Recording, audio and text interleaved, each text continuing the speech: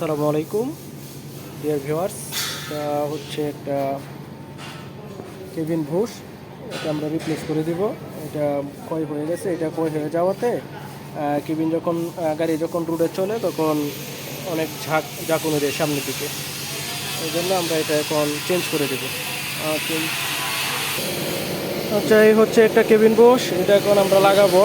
এটা লাগিয়ে নেওয়ার আগে যাতে এই জায়গায় সহজে ঢুকে যায় এই জন্য একটু গ্রিজ নিয়ে নিলাম। গ্রিজ দিয়ে একটু সফট করা হলো, এটা যাতে সহজে লাগানো যায়। এই হচ্ছে কেবিন বুশ, হচ্ছে বাস অনেক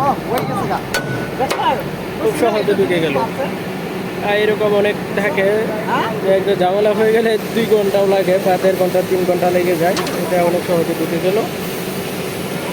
এই যোগানটা দিয়ে এটা পুরোটা চাপানো হবে, কারণ আমরা যদি বেশি বাইরে করে বেশি হ্যামার দিয়ে লাগাই তাহলে হয়তো দেখা যায় যে রাবারটা সমস্যা হতে পারে। রাবারটা কি আমার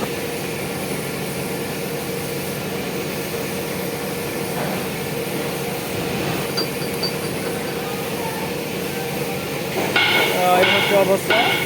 যোগান সামনের দিকে টাইট করা হবে আর বুশটা ভিতরে ঢুকে যাবে। কেবিন বুশ লাগাতে আমাদের প্রিয় একজন দক্ষ এবং প্রাচীন বেন্ডিং টেকনিশিয়ান ত্রিনাথ দাদা হচ্ছে টাইট দিতে দিতে দেখা যাচ্ছে এই যে কেবিন বুশটা লাগানো হয়ে গেছে।